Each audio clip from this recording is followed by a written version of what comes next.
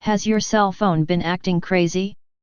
Under Earth's protective magnetic field, we don't usually need to worry too much about the health effects of cosmic radiation, although it's something that's known to impact astronauts in space, and even passengers traveling in airplanes.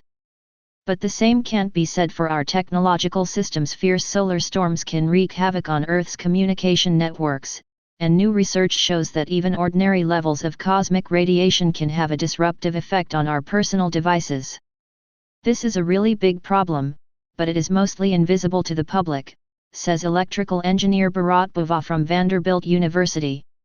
To see just how big the problem is, Bhuva and his team took 16-nanometer computer chips, the kind used in many of today's consumer PCs, and exposed them to a neutron beam, in an attempt to replicate what happens when cosmic radiation penetrates our atmosphere. When cosmic rays collide with Earth's magnetic field, they create cascades of secondary particles, including energetic neutrons, muons, and pions. Millions of these particles strike our bodies every second, and while they aren't thought to have any effect on our health, they can interfere with the operation of microelectronic circuitry.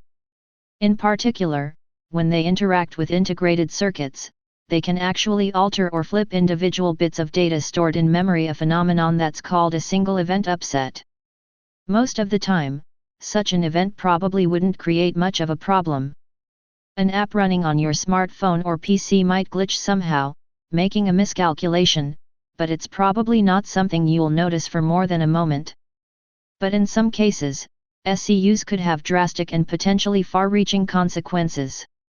In 2003, a bit flip in a Belgian electronic voting machine gave one candidate in the election an extra 4,096 votes, before the mistake was caught.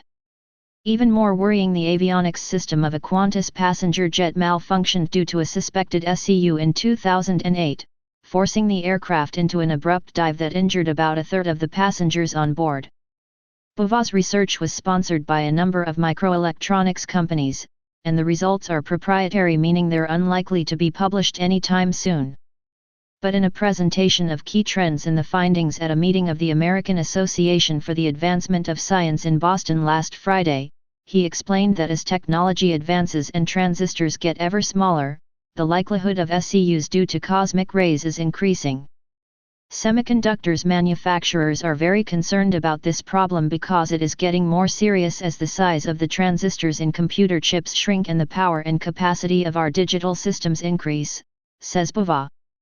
In addition, microelectronic circuits are everywhere and our society is becoming increasingly dependent on them.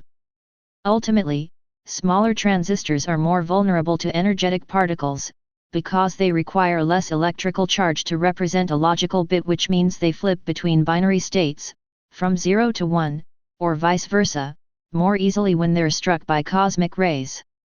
On the other hand, today's transistors are smaller than ever, so they're actually less likely to be hit by flying energy particles.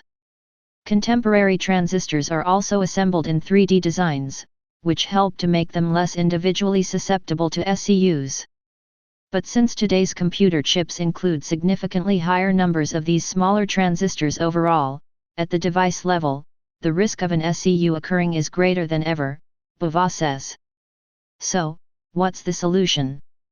Unfortunately, shielding chips from energy particles isn't an option, as it would take more than 10 feet of concrete to prevent transistors from being struck.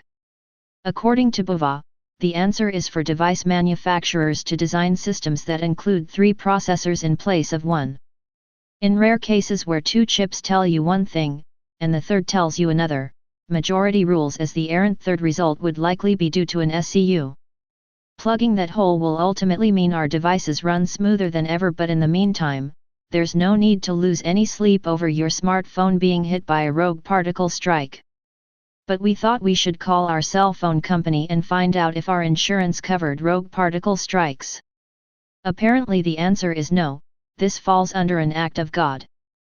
As our universe changes, one thing we should learn to do: back up the data and keep it away from objects that can catch on fire.